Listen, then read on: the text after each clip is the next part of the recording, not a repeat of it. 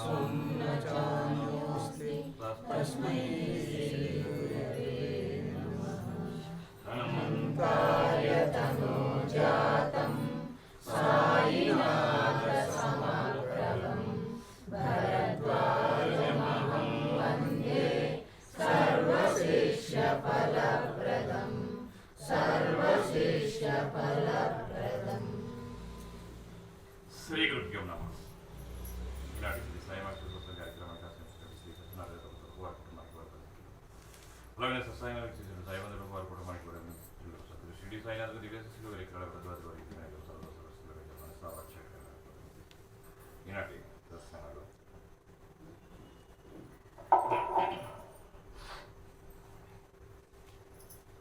సత్సంగీయులు ఒక చోట కూర్చొని చక్కగా భగవంతుని యొక్క నామాన్ని ఉచ్చరిస్తూ ఉంటే అద్భుతమైనటువంటి విషయం, అద్భుతమైనటువంటి స్థితి. ఆ స్థితి తెచ్చుకోవడం కోసం చేసుకునే ప్రయత్నాలు ఇవన్నీ కూడా సత్సంగంలో విష్ణు సహస్రనామ స్తోత్రం పారాయణ, అలాగే లక్ష్మీ స్తోత్ర పారాయణ, ఇటువంటివన్నీ కూడా లేక భగవన్నామ సంకీర్తన మరేదైనా అవన్నీ మనసును రంజింపజేస్తూ ఉంటాయి. అంటే ఒక తెలియనటువంటి అనుభూతి, అవి వైబ్రేషన్స్. ప్రతిదీ కూడా నామంలో ఉన్న ప్రతిదీ కూడా మంత్రం అని. ఆ మంత్రం ఏం చేస్తుంది, మన మనసును తాకుతుంది, శుతిమెత్తగా త్రాగుతూ ఉంటుంది. అలా త్రాగటం వల్ల ఏమవుతుందంటే మనసుకు పట్టినటువంటి మలినం అంతా కూడా కావు కేశవ కీర్తన తన సొంతంగా విడిచిపెడుతుంది. అంటే పలచనైపోయి పారిపోతుంది. అంటే ఒక రోగం ఉన్నప్పుడు యాంటీబయాటిక్ వేసుకుంటే ఆ రోగం అంతా కూడా ఎలా పోయి ఒక నీరుడు ద్వారానో లేక మలం ద్వారానో ఎలా బయటకు పోతుందో అట్లాగా భగవత్నామ సంకీర్తన ద్వారా మనసుకు పెట్టినటువంటి మలినాలన్నీ కూడా, అంటే దుష్కర్మకు సంబంధించిన విషయవాసనలన్నీ కూడా కలవ కేశవ కీర్తన తన చందంగా బయటకు పోతాయని శాస్త్రం చెప్తున్నటువంటి విషయం. అంత అద్భుతంగా అలా నిత్యం ఎప్పుడు జరగాలని మన నేను జ్యోతి గారు కోరుకుంటూ ఉంటాం. మన చక్కగా వస్తే అమలు కూడా చక్కగా ఆనందకరంగా అలా పారాయణ చేసుకుంటూ ఉంటారు. అలా చక్కగా 6 గంటల 30 నిమిషాలకు వచ్చి చక్కగా త్వరగా చేసి అందరి యొక్క పద్ధతులను అనుసరించడం, ఇది కూడా ఒక సాధన, ఇది కూడా ఒక జ్ఞానభిక్ష, ఇది కూడా భగవంతుని యొక్క ప్రణాళికలో ఒక భాగం. భగవంతుడు ముందుపోతూ ఉంటాడు, అలా నామాన్ని 10 మంది చేత మనం పరికెత్తూ ఉంటే కనుక కాస్త సమయాన్ని మనం భగవంతుడు కేటాయించడం కూడా దక్షిణలో ఒక భాగంగా శాస్త్రం చెబుతున్నట్టు విషయం. అలా చేయాలని మన సభ్యులందరి తరఫున విన్నపం జ్యోతి గారికి. భగవంతుడిని ఎందుకు ఆరాధిస్తూ ఉంటాం మనం? భగవంతుడి యొక్క ఆ కళ్యాణ గుణాలు ఎందుకు మనం మననం చేసుకుంటూ ఉంటాము? భగవంతుడికి ఎందుకు పూజ చేయాలి? ఈ కార్తీక మాసం ఉంది, యమలందరూ చక్కగా ప్రాతకాల స్నానం ఆచరించి ఈశ్వరుడి కాస్త అభిషేకం చేయటము, లేకపోతే వెళ్ళి దీపదానం చేయటము, ఆ జ్యోతి స్వరూపంతో మనసు ఒక ఆనందకరం. ఈ కార్తీక మాసం అంతా ఇలా చేసుకున్నాం, ఆనందకరం. అలా తదుపరి ధనుర్మాసం. ఇలా మానవుడికి మంచి అవకాశాలు భగవంతుడు ఇచ్చాడు మనకి. ఇవన్నీ కూడా వారి వారి యొక్క పరిస్థితులకు అనుగుణంగా ఇవన్నీ చేసుకోమని. అలా చేసుకోవటం వల్ల మనకు ఉత్తమ స్థితి లభిస్తుంది అని. ప్రారంధవశాన్ని మనకు వచ్చినటువంటి జన్మ, ఆ జన్మతో మనకు వచ్చినటువంటి కర్మలు ఇవన్నీ నశింపజేసుకుని శుచివంతుడమై శుభ్రంగా మనం భగవంతుడి దగ్గరికి వెళతాం. అంటే స్వంత ఇంటికి వెళతాం, అంటే తల్లిదండ్రుల దగ్గర మనం వెళ్ళిపోతాం. అది ప్రాపంచికంగా ఉన్నటువంటి తల్లిదండ్రులు ఈ యొక్క శరీరాన్ని ఇచ్చారు, ఈ రథాన్ని ఇచ్చారు మనకు. వారికి మనం రుణగ్రస్తులు.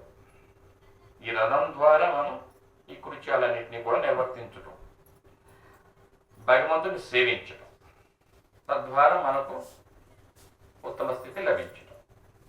సరే, ఈ విషయాల్లో భగవంతుని ఎందుకు ఆరాధిస్తూ ఉంటాము? ఆరాధిస్తూ ఉంటే మనకు వచ్చేది ఏమిటి? ఆత్మజ్ఞాన తత్వ విశ్లేషణలో భాగంగా అనేక మంది మహనీయులు మనకు అందించిన విషయాలు మనం చూసుకోవడం. ఓ కార్తీక మాస దీపదానం చేసాం, మనకేం వస్తుంది? అంతకుముందు దసరా నవరాత్రోత్సవం చేసాం, ఏం వస్తుంది? రేపు ధనుర్మాసం వస్తుంది, ఏం వస్తుంది? లేక ఈ సత్సంగానికి వస్తున్నాం, ఏం వస్తుంది? ఈ పూజల్లో పాల్గొంటున్నాం, హారతిలో పాల్గొంటున్నాం, నామస్మరణలో మన భాగస్వామ్యం అవుతున్నాం, కళ్యాణ గుణాలను ఆస్వాదిస్తున్నాం, మనకేం వస్తుంది? ఇవన్నీ చేయడం వల్ల మన కోరికలు ఫలిస్తాయి. అది ఒకటి మనకు తెలుస్తూ ఉంటుంది. అనాదిగా మానవుడికి గోచరమయ్యేది ఏమిటంటే భగవంతుడికి నమస్కారం చేసుకుంటే మన కోరికలు ఫలిస్తాయి, దుష్కర్మలు నశింపస్తాయి, భగవంతుడు అండగా ఉంటాడు. అది పట్టిన దుష్కరం ఏమిటంటే ఏమాత్రం మనకు భగవంతుడి వల్ల ఏం ఉపయోగం లేకపోతే పార్టీ మార్చేస్తాం. ఈ రాజకీయ పార్టీలు ఎలా మార్చేస్తున్నారు అట్లా భగవంతుడు కూడా పార్టీ మార్చేస్తాం. మార్చి సభ వాళ్ళ ఉపయోగం లేదని వాళ్ళకని ఇంకో దేవీ దేవతలను ఎవరు పట్టుకుంటాం. అక్కడ వదలకపోతే మతాన్ని మార్చేస్తాం. ఇవి అనాదిగా జరుగుతున్నటువంటి విషయవాసనలు ఇవన్నీ కూడా. అంతేగాని మనసుకు పట్టినటువంటి ఈ యొక్క ఆ విషయవాసన ఎలా తొలగించుకోవాలన్న దాని మీద మనకు ఏమాత్రం అవగతం కావటం లేదు. దాన్ని ఏ విధంగా స్థిరం చేసుకోవాలన్న దాని మీద అవగతం కావటం.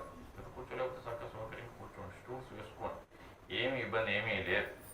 ఓకే, శరీరానికి ఎందుకంటే ఎంతవరకు సహకరిస్తుందో అంతవరకు. ఇప్పుడు రథం ఉంది, కొత్తగా కొనుక్కున్నప్పుడు ఏం చేస్తాం మనం? ఒక వాహనాన్ని 100 కిలోమీటర్లలో పరిగెట్టించాం.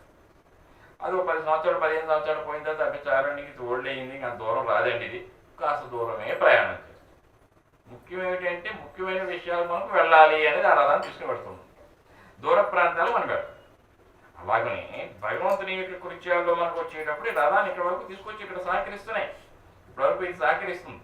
రేపటి వరకు ఏమో మోతకాలం వరకు అయినా సహకరిస్తే ఇది ఓకే. లేదా అబ్బాయి కూర్చోలేకపోతున్నాను కదా, కాస్త మరి స్టూడెంట్స్ కూర్చుంటాను అని మళ్ళీ మీకే వినవించి నేను కూర్చుని మళ్ళీ చెప్పుకోవాలి. తప్పదు కదా, శరీరానికి వచ్చేవన్నీ.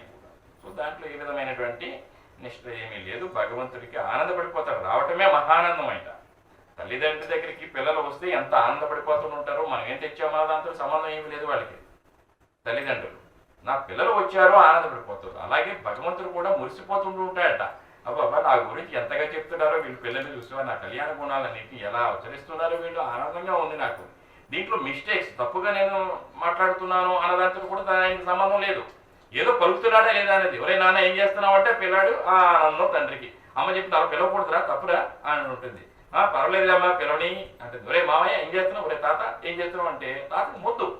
పెద్ద అయిన తర్వాత పిలిస్తే బాగుంటుందా, ఒరే కాదరా ఇలా పిలిస్తే కొట్టానరా అంటే.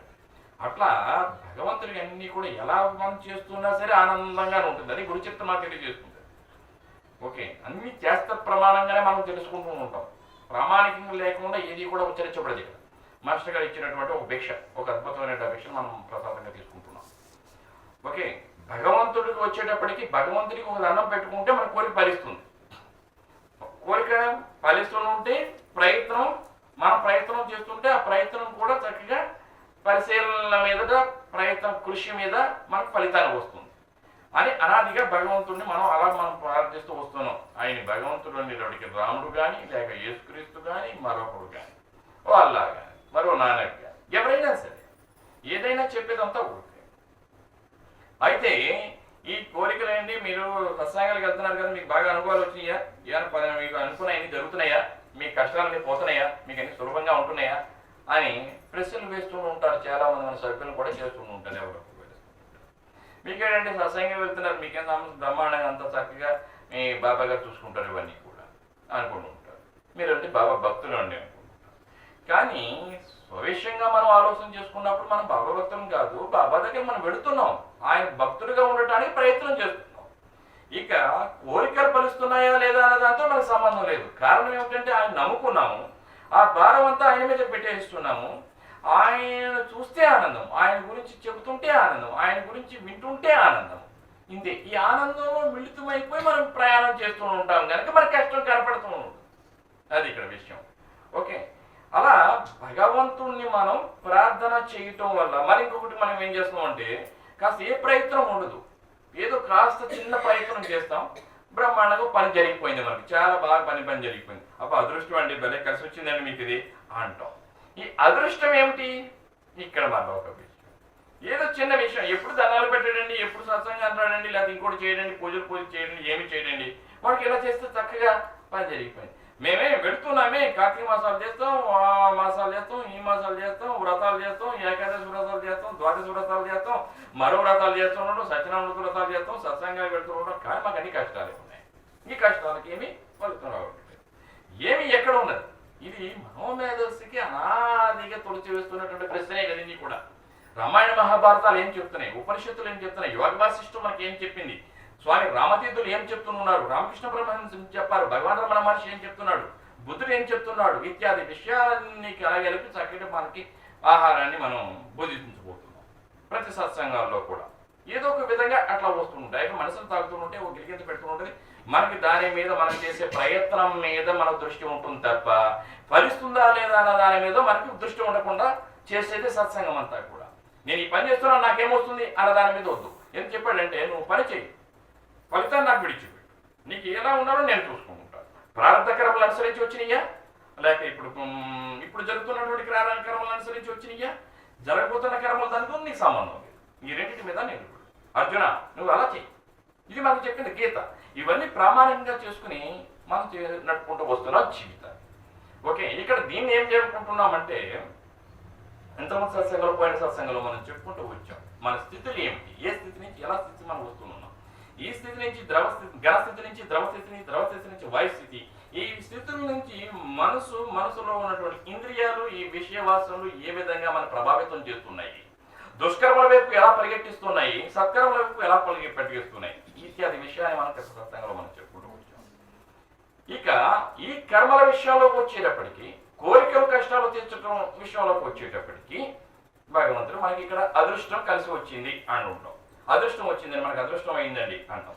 దీన్ని ఏమంటారంటే పూర్వజన్మల విషయవాసాల బట్టి నీకు పూర్వజన్మలో నువ్వు చేసుకున్నటువంటి శుభకర్మలు ఏవైతే ఉన్నాయో నీకు అకౌంట్లో, ఆ అకౌంట్లో ఇప్పుడు నువ్వు చేసే ప్రయత్నం దీనిని వల్ల అంటే ఈ ప్రయత్నం దాన్ని ఏమంటాం పౌరుషం అంటాము. పూర్వజన్మ కర్మల విషయవాసాలు ఏవైతే ఉన్నాయో మన అకౌంట్లో పడి ఉన్నాయి. పూర్వ జన్మలో మనం శుభకర్మలు చేసాము, అది మానవుడిగా చేసాము మరొకటి చేసాము, అవి అకౌంట్లో మనలో ఉన్నాయి.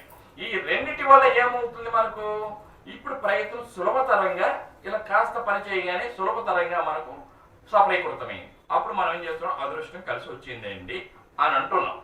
అందుకే బాబా గారు చెప్పారు, ఒరే ఈ జన్మలు ఎన్ని జల్లుకుంటావో ఇవన్నీ మొక్కలు అవుతాయి, వచ్చే జన్మకు అవన్నీ ఫలాలు ఇస్తాయి. నువ్వు ఎప్పుడు ఏం చదువుతున్నావో దాన్ని బట్టే నీకు ఫలం వస్తుంది. ఈ జన్మలో రావచ్చు, మరో జన్మలోనే రావచ్చు.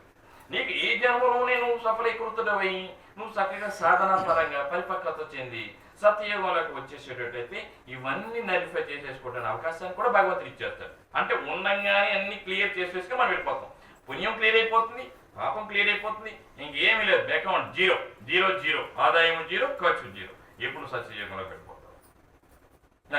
ఇక్కడ కర్మలు ఎలాగొస్తున్నాయి మనకి, ప్రారంధ కర్మలు అంటే మనకి ఇంత ముందు చేసినటువంటి కర్మలు, ఆ కర్మలను అనుసరించి మనకి ఫలితాలు. ఇప్పుడు ఏం చేస్తాం, అబ్బాయి మేము రోజు ఉదయం నుంచి సాయంత్రం వరకు మేము పూజలు చేస్తామండి, ఇవన్నీ ఆ కార్యక్రమాలు చేసుకుంటామండి, ఈ కార్యక్రమాలు చేసుకుంటామండి, మేము పనులు ఏమి చేయమండి, మాకు అన్ని భగవంతుడు ఆయన చూసేస్తాడండి, అంతా ఆయన చూసుకుంటాడండి, ఇంకేం సమస్య ఏం లేదండి అని అనుకుంటే పొరపాటు.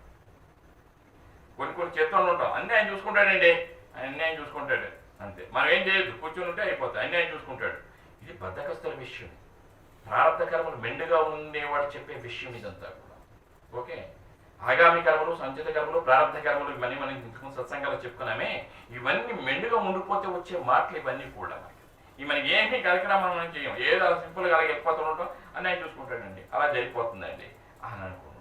అది ఎంతవరకు జరుగుతుందంటే శుభకర్మలు ఏవైతే ఉన్నాయో పూర్వజన్మలు ఆ కర్మలు అనుసరించి ఒకటి రెండో మూడో జరిగినాయి అనుకోండి, వీడికి అమితమైన విశ్వాసం వాడికి ఇంకేం అక్కర్లేదు, ఆయన జరిగిపోతాయి అంతే కదా, ఆయన జరిగిపోతాయి, పాడైపోతాడు మనిషి, పాడైపోతాడు. దైవాన్ని నమ్మినటువంటి వాడు ఎవడు చెడిపోడు. దైవాన్ని నమ్ముకో, దైవాన్ని విశ్వసించు అని చెప్తున్నాడు. దైవాన్ని విశ్వసించి నీ ప్రయత్నం నువ్వు చెయ్యి. నీ ప్రయత్నం నువ్వు చెయ్యకుండా దైవం మీదే పూర్తిగా భారం పెట్టేసి కూర్చుంటే నీకేది కాదు. నీ ప్రయత్నం నువ్వు చెయ్యి. ప్రయత్నం చేయకుండా ఏది ఫలితం కాదు. ఫలితం రావటానికి నా సహకారం ఉంటుంది. ఇక్కడ నేను అడ్డుకోను, నీ ఫలితం వస్తుంది, నీ ప్రయత్నం నువ్వు చేస్తున్నావు. ఓకే, దీన్ని మనకి దైవస్థిత లేక యోగము అని మనం చెప్పుకుంటుంటాము, దైవకత మనం చెప్పుకుంటుంటాము. ఇప్పుడు ప్రయత్నం మనం చేస్తుంటే పౌరుషం అని చెప్పుకుంటుంటాము. ఏదో ఫలితాన్ని చేస్తున్నాం, పొద్దున్న సాయంత్రం వరకు మనం ఏదో ప్రయత్నాలు చేసుకుంటూనే ఉన్నాం. ఆ కృషిలో విజయం సాధించాలి మనం.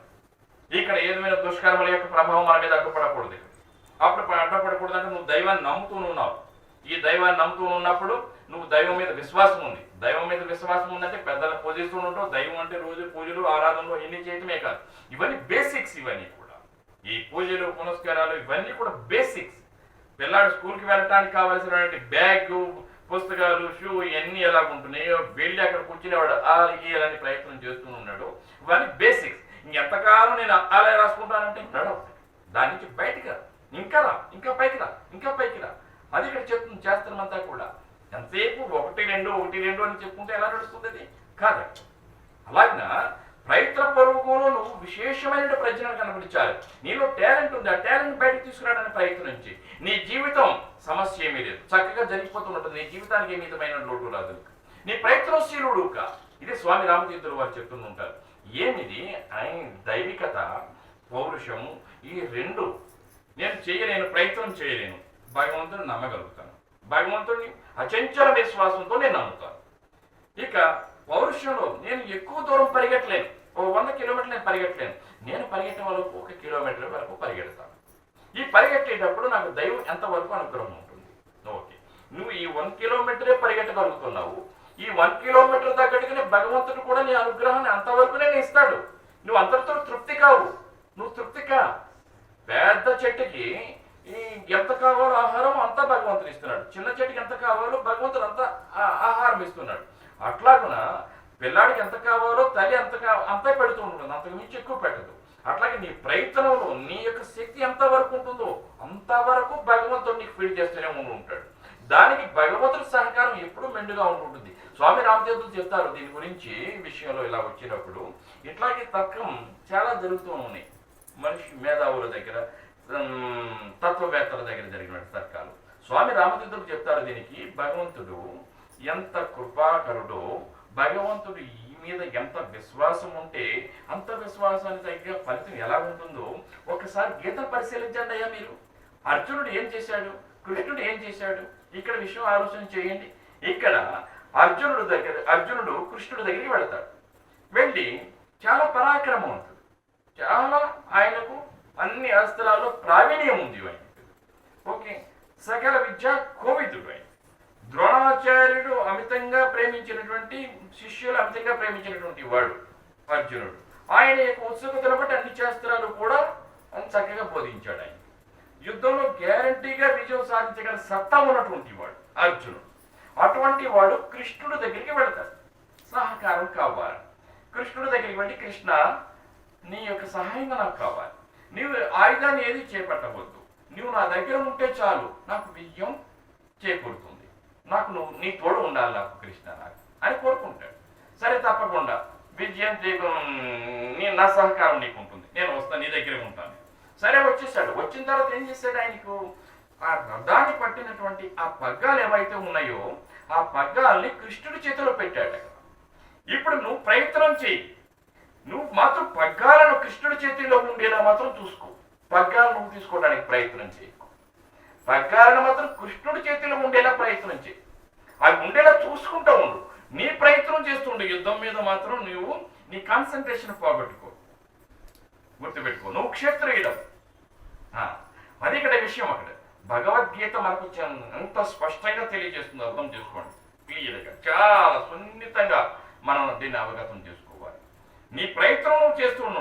నువ్వు విజయం సాధించడానికి ఎంత చివరి రక్త పుట్టు వరకు ప్రయత్నం చేయి, కానీ పగ్గాలను మాత్రము కృష్ణుడు పరమాత్మని చేతిలో పెట్టుకో, నీ గురువు చేతిలో పెట్టుకో. అందుకని చెప్తాడు సాయినాథుడు, పగ్గాలను గురువుగా అప్పగించిన తర్వాత చీకు చింతకు తాబేలా అంటాడు. ఏమిటి పగ్గాలు అనుకుంటాం? ఏ పని చేస్తున్నా సరే ఇది నాది కాదని అనుకోండి, ఇది భగవంతుడిది అని అనుకోండి. నేను చేశాను, నా వల్ల వచ్చింది ఇది అని విర్రవేయకండి.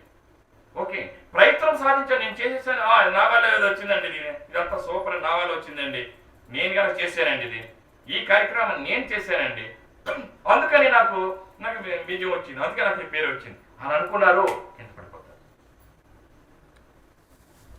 లేదు, ఇదంతా దయ్యం వచ్చిందండి, నేనేం చేయలేదండి, అంతా ఆయనే చేశాడండి, మన ఏమీ లేదు, ఆయన నమ్ముకున్నానంతే, అలా కూర్చున్నాను అని అనుకున్నారు, నీకెట్టు కాకుండా దెబ్బతింటారు. ఆయన వల్ల అవ్వలేదు, నీ శుభకర్మల వల్ల అయింది. నీ ప్రారంధ కర్మలు ఉన్నవే కనుక ఆ ప్రారంధ కర్మలు ఇప్పుడు నువ్వు చేసిన చిన్న ఫలితం వల్ల అది సఫలీకృతమైంది.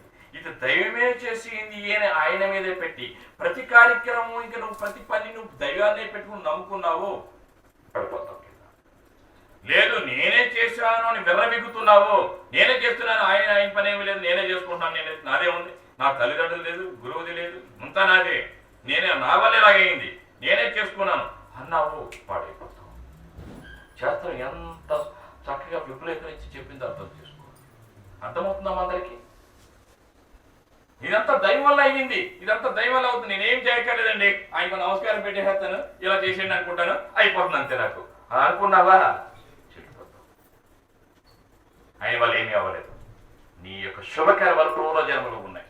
ఆ శుభకర్మల వల్ల ఆ శుభకర్మల యొక్క ఫలం ఈ రోజున కాస్త నువ్వు ఇలా ప్రయత్నం చేశావు, ఆ శుభకర్మల యొక్క ఫలాలు ఇప్పుడు వినియోగించబడ్డాయి. ఇది పూర్తయింది. ఇది ఎల్లకాలం ఇలా వస్తుంది అనుకున్నావా, పాడైపోతుంది. లేదు, ఆయనతో నాకేం సంబంధం లేదు, తల్లిదండ్రుల కృషి తలుతున్న సంబంధం. నేను చాలా కష్టపడి ఇలాగ వచ్చాను, నేను ఈ స్థితికి వచ్చాను, నేను ఇదంతా నా గొప్పే అని అనుకున్నావా, పడి. ఈ రెండు. అందుకని దైవికత, పౌరుషం ఈ రెండు ఉండాలి. దీనికి మాగకవి ఏం చెప్పారో తెలుసా? మాగకవి మహా విద్వాంసుడే. విద్వాంసుడు ఎవరు కూడా భగవంతుడి మీద ఆధారపడ్డాడు. విద్వాంసుడు ఎవడు కూడా భగవంతుడి మీద ఆధారపడ్డాడు. విద్వాంసుడు అనగా ప్రముఖ కవి శబ్దం మీద అర్థం మీద ఆధారపడతాడు. శబ్దం మీద అర్థం మీద భావం మీద ఆధారపడతాడు. ఆ రెండింటిని సమన్వయం చేసుకుని కవిత్వాన్ని ఇస్తాడు బయటకు. అది కదా ఇక్కడ భగవంతుని నిగ్రహం ఉంటుంది, కానీ వీణ ప్రయత్నం శబ్దం సరే ఖరాబరి పవిత్రానాయ సాధూనాం వినాశాయ సదుష్కృతాం. ఈ శబ్దాల్లో ఈ అర్థాల్లో ఏమాత్రం సారూప్యత లోపించినా దానికి వాల్యూ లేదు. కనుక కవి ఎంతసేపు శబ్దం మీద అర్థం మీద ఆధారపడతాడు. అలాగనే భక్తుడు ఎంతసేపు భగవంతుడి మీద ఆధారపడాలంటే దైవికత ఉండాలి, పౌరుషం ఉండాలి. దైవికత అంటే పూర్వజన్మ శిష్యుల్లో వచ్చినటువంటి కర్మలు, శుభఫలాలు, ఇప్పుడు నువ్వు చేసే ప్రయత్నం మీద అనేదాన్ని పౌరుషం. ఈ రెండింటిని సమన్వయం చేయటం వల్ల అదృష్టం అవుతుంది. అదృష్టం ఇక్కడ విషయం. అది అదృష్టము అంటే ఏంటి? కంటికి కనపడదు. మనకి కంటికి కనపడనది, ఇంద్రియాలకు తోచనిది ఏదైతే ఉందో అది అదృష్టంగా అని అనుకుంటూ ఉంటాం. అది దాన్ని అదృష్టము అంటారు. కంటికి కనపడదు, ఇంద్రియాలకు ఎలా అయిందో తోచదు, ఇటువంటి దాన్ని అదృష్టం అంటాం. అందుకని దైవికతని, పౌరుషాన్ని రెండింటిని సమన్వయం చేసుకుని ముందుకు నడపాలి. అది రామతీర్థులు మనకి చెప్పింది. అందుకని కృష్ణుడి చేతిలో నువ్వు పగ్గాలను పెట్టావు అంటే నీ భగవంతుడి చేతిలో నీ పగ్గాలను పెట్టావు. నేను నడుపుకుంటున్నాను, నీ సహాయ సహకారాలు పూర్తిగా నాకు కావాలి సాయి. నేను ఈ ప్రయత్నం చేస్తున్నాను సాయి, నీ సహాయ సహకారం కావాలి. ఇది ఫలించినా ఇంకోటి జరిగినా అదంతా నీదే, నాది కాదు. నా ప్రయత్నం నేను చేస్తున్నాను, నా ప్రయత్నానికి కావలసిన సహకారం నువ్వు అంటే అప్పుడు ఏమవుతుంది? ఈ అరిషడ్వర్గ విషయవాసాలన్నీ నలిపైపోతుంది, జీరో చేసేది. అంటే అప్పుడు మనసును అలా సంసిద్ధత చేసుకోవాలి మనం. ఇక్కడ విషయం అది. నేను వీళ్ళేంటండి, వీళ్ళతో నాకేంటండి, వాళ్ళతో నాకేంటండి, ఇలా ఇవన్నీ ఆహారానికి సంబంధించిన విషయాలు. ఇవన్నీ కూడా అవన్నీ పూర్తిగా విడనాడాలి. అవన్నీ విడనాడినప్పుడు ఏమవుతుందంటే నీలో ఇంద్రియాల్లో వేగవంతమైనటువంటి ఆలోచన క్రియేట్ అవుతాయి. అప్పుడు ఇక్కడ పూచిక పుల్ల కూడా ఇది నాకు ఉపయోగకరమే, ఈ పూచిక పుల్ల వల్ల కూడా నాకు ఉపయోగకరం ఉంది. అంటే ఇంత సామాన్యమైన అల్పుడైనా సరే ఈయన వల్ల నాకు ఉపయోగం ఉంది, ఈయన వల్ల నాకు ఉపయోగం ఉంది, ఈయన వల్ల నాకు ఉపయోగం ఉంది. ఈ సృష్టిలో ఉన్న పదార్థాలన్నీ కూడా కలగలప వల్లనే నా ప్రయత్నం సఫలీకృతం అవుతుంది. లేకపోతే నేను ప్రయత్నంలో నేను విజయుడు కాలేను. నేను అది అర్జునుడి ద్వారా మనం నేర్చుకోవలసిన అవసరం అది. అందుకే ఇక్కడ స్వామి రామతీర్థ చెప్పింది, నీ ప్రయత్నం నువ్వు చేసు. సరే ఇవన్నీ నీ చేశాడు అర్జునుడు, ఆయన విజయాన్ని సాధించాడు, ఆయన పెట్టేశాడు, విజయం సాధించేశాడు. ఇక రెండో విషయంలో వచ్చేటప్పటికి నేను ప్రయత్నం చేశానండి, నా ప్రయత్నం వల్ల నాకు ఫలం వచ్చింది. ఒకటి. రెండు, దైవానుగ్రహం వల్ల నా యొక్క శుభకర్మల వల్ల, పూర్వకర్మ శుభకర్మల వల్ల నాకు ఈ ఫలితాన్ని ఇక్కడ వచ్చింది. ఓకే. ఇక శుభకర్మలు ఏమీ లేవు, పూర్వజన్మలు ఏమీ లేవురా, నువ్వు ప్రయత్నం చేసుకో, నువ్వు ప్రయత్నం చేసుకుంటే నీ ప్రయత్నాన్ని బట్టి నీకు ఫలం వస్తుంది.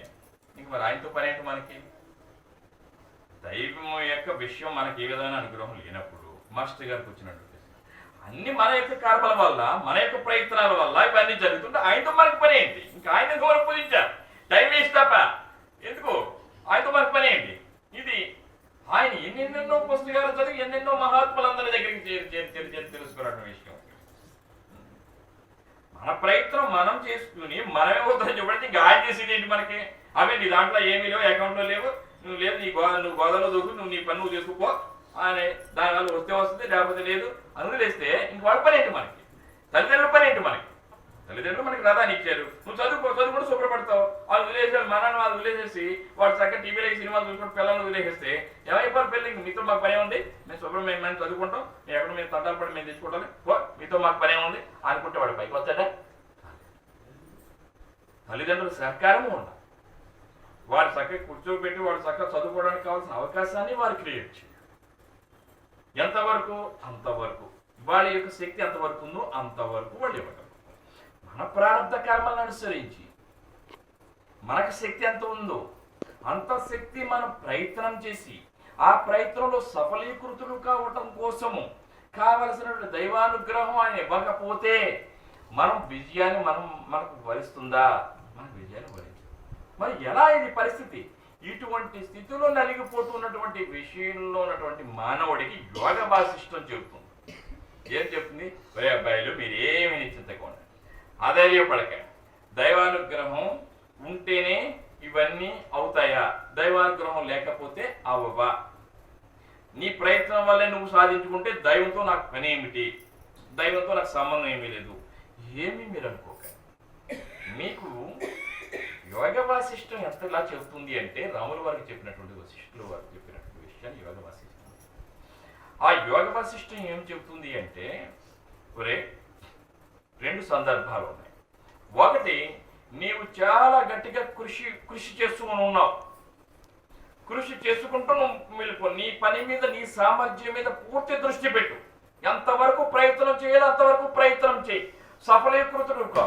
అప్పుడు కూడా భగవంతుడు నీకు సహకారం లేకపోతే ఇంత కూడా నువ్వు ముందుకు జరగలేవు. నువ్వే జరుగుతుంది, నీదే జరుగుతుంది అని అనుకుంటే, నా వల్లే జరుగుతుంది అనుకుంటే అది పొరపాటు. ఈ కృషి ఫలితం పూర్వజన్మలో ఉన్నటువంటి శుభకర్మల ఫలితం వల్ల నీకు అయిపోయింది అనుకుంటే అది పొరపాటు. గుర్తుపెట్టు, అది కానే కాదు. భగవంతుడు ఎప్పుడు కూడా వీరందరూ ఈ సకల చరాచర జీవకోటి అంతా కూడా నా పిల్లలు అన్న విధంగా భావన చేసుకుంటున్నటువంటి వాడు భగవంతుడు. వాడికి వీడి చిన్నవాడు, ఇది చీమ, ఇది దోమ, ఇది డైనోసార్, వీడు మనిషి అన్న దాంతో ఆయనకి సంబంధం ఏమీ లేదు. ప్రారబ్ధ కర్మలు అనుసరించి ఆయా శరీరాలు వీళ్ళందరూ ధరించారు. ఆ కర్మలకు అనుగుణంగా వాళ్ళ యొక్క సామర్థ్యాన్ని వాడు చూపిస్తూ ముందుకు వెళితేనే వాళ్ళకి సార్థకత ఏర్పడుతుంది. అంటే ఈ జన్మలో నశింప చేసుకుని చక్కగా ఉదయ స్థానంలోకి తన సొంత ఇంటికి వెళ్ళగలుగుతాడు. అది ఇటువంటి జీవైనా సరే ఆ ప్రయత్నం. అందుకే మనకు చెప్తున్నటువంటిది గయోపాఖ్యానంలో కానీ, లేక మనకి కాళాస్తీశ్వరుడు శతకం మనం తీసుకొస్తూ ఉన్నాం. సాలెపురుగు కానీ, ఒక ఏనుగు కానీ, లేక మరొక సర్పము కానీ, విష సర్పము కానీ, లేక మరొక పులి కానీ, మరొక నెమ్మలి కానీ, మరొక ఎలక కానీ, ఏ విధమైన సరే విషయాలన్నీ మనం తీసుకోండి. ఇవన్నీ వాటి యొక్క ప్రయత్నాలు అవన్నీ చేసిన మీదటనే భగవంతుడి దగ్గర చేరుకుంటున్నాయి. కనుక మానవుడా, నీవు చాలా జ్ఞానవంతుడివి. నీలో జ్ఞానం అపారంగా ఉంది. భగవంతుని కీర్తించడానికి, భగవంతుడు అంటే ఎవరు? నీకు మేలు చేసినటువంటి వాడు ప్రతివాడు భగవంతుడే. నీకు జన్మనిచ్చినటువంటి తల్లిదండ్రులు భగవంతులే. ఓకే, నీకు పిల్లనిచ్చినటువంటి అత్తమామలు భగవంతుడే. నీకు వీళ్ళందరూ కూడా భగవత్ స్వరూపాలే. వీళ్ళందరినీ కూడా నువ్వు ముందు ప్రేమించడం నేర్చుకో, వాడిని గౌరవించడం నేర్చుకో. ఆకలైనటువంటి వాడు ప్రతివాడు కూడా నీ ఎదురు కనపడుతూ ఉన్నాడు, వాడు భగవంతుడే. నీకు చేతనైనంత వాడికి పెట్టడం నేర్చుకో. నువ్వు నీలో ఇంద్రియాల్లో అటువంటి విషయవాసంలో అటువంటి భావాలలో మార్పులు నీకు వస్తే భగవంతుడు స్పష్టంగా గోచరం అవుతాడు. కనుక ఆ భగవంతుని యొక్క సహకారం నువ్వు చేసే 99.9% ప్రయత్నంలో ఈ 1% నువ్వు ఏదైతే చేసావు ఇది సఫలీకృతనే నువ్వు ముందుకు వెళ్ళిపోతున్నావు. నీకు జయం వరిస్తుంది. నీకు జయానికి తిరగలేదు, విజయానికి నీకు తిరగలేదు. ఇక రెండవ సందర్భంలో నీవు భగవంతుని పూర్తిగా నువ్వు నమ్ముతున్నావు, విశ్వసిస్తూ ఉన్నావు, ఎంతగానో విశ్వసిస్తూ ఉన్నావు. అలా విశ్వసించేవాడు నువ్వు చిరు ప్రయత్నం చేస్తున్నావు. నీకు ఆకలి అవుతుంది, నువ్వు భగవంతుని నమ్ముకుని ఉన్నావు. నువ్వు ఎక్కడో కూర్చొని ఉన్నావు, హిమాలయాల్లో కూర్చొని నువ్వు తపస్సు చేసుకుంటున్నావు. నీకు ఆకలి అవుతుంది.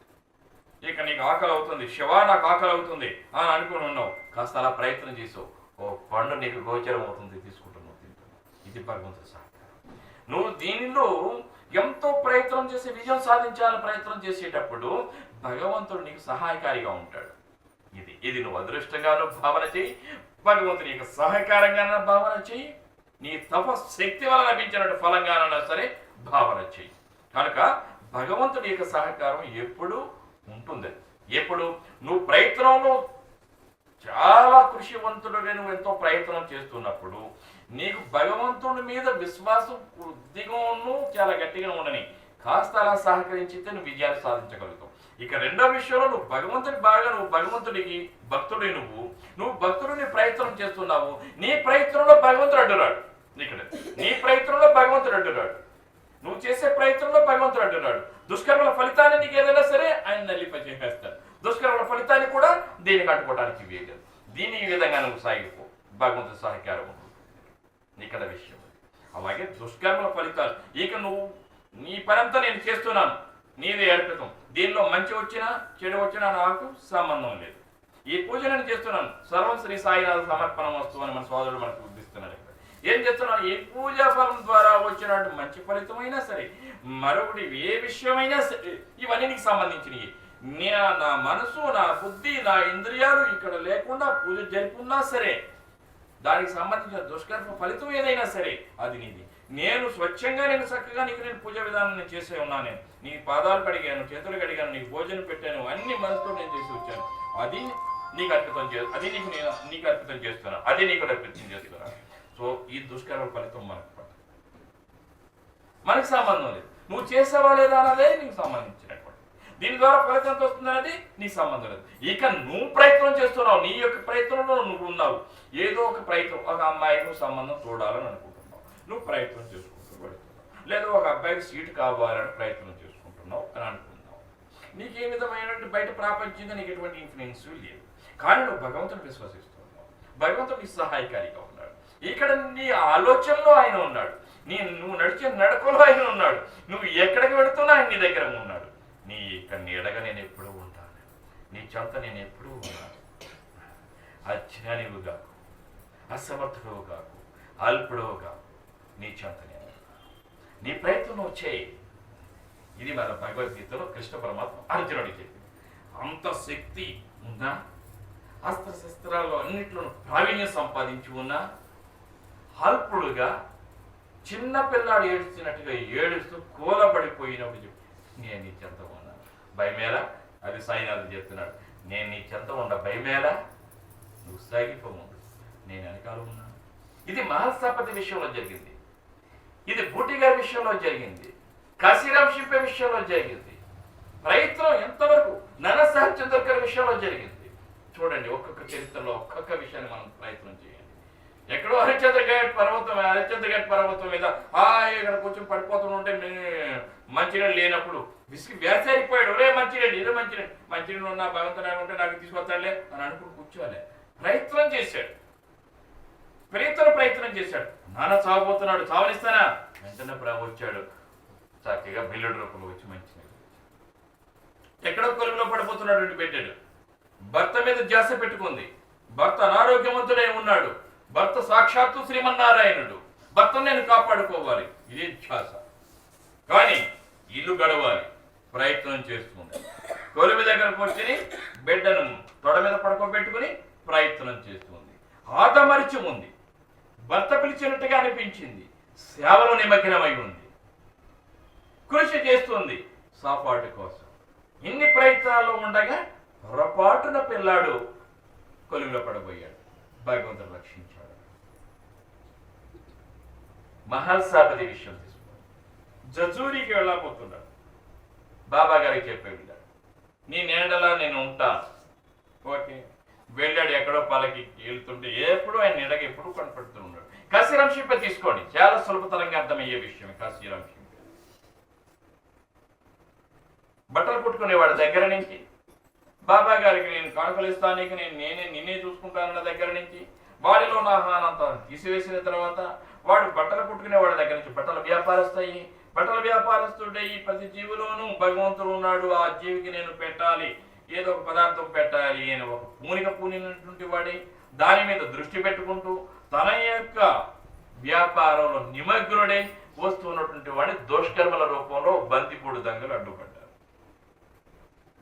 ఆవిడ ఇక్కడికి వచ్చి నేను నామస్మరణ చేసుకుంటూ బాబాయ్ గారిని ఆయన వచ్చి కాపాడుకుంటాడు అనుకున్నాడా? ఆయన ప్రయత్నం చేసుకున్నాడు.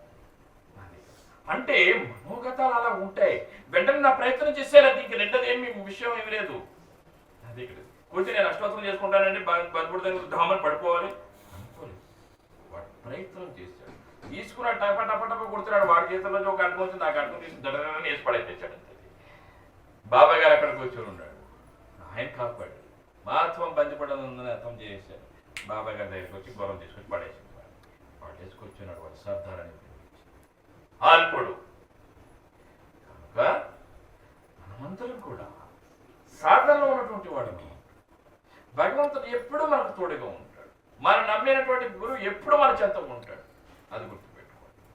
అది ఏదో ఒక రూపంలో మనతో ఉన్నాడు, ఆయన సహాయకారిగా ఉన్నాడు. అది దృష్టి పెట్టుకుని సాధనలో పరిపక్వత సాధించుకోవడానికి మనం ప్రయత్నం చేయాలి. ఏ ప్రయత్నం చేస్తున్నా సరే సఫలీకృతం అవుతుంది. అయ్యో నాకు ఇలా జరగలేదంటే అది ఎలా జరిగిందండి అని అనుకున్నావు, అది నీకు మంచిది కాదు కదా, అలా జరుగుతుంది. పూర్వజన్మ సుకృతం వల్ల పూర్వజన్మలో విషయవాసాల యొక్క ప్రభావాలను మనం లాగుతూ పడేస్తూనే ఉన్నాయి. కానీ భగవంతుడు అక్కడ ఉండగా ఉండి మనల్ని పక్కకి తీసుకెళ్తూనే ఉన్నాడు. అన్నిట్లోనూ నాకు విజయం కావాలంటే పోదు, అన్నిట్లోనూ విజయం చేస్తున్నాడు ఆయన. కానీ మనకి విజయం మనకు కనపడటం వల్ల అది గుర్తు పెట్టుకోవాలి. మనల్ని ఈ రోజు ఈ స్థితికి ఇలా తీసుకొస్తున్నాడంటే ఎన్నో అపజయాలు మనం కూడా చూసుకుంటూ వచ్చాం. అంటే అపజయాన్ని అలా పక్కకి రెట్టి విజయ పరంపర ఇలా లాక్కుంటూ వచ్చేస్తున్నాడు, బైపాస్ తీసుకెళ్ళిపోతూ ఉంటాడు.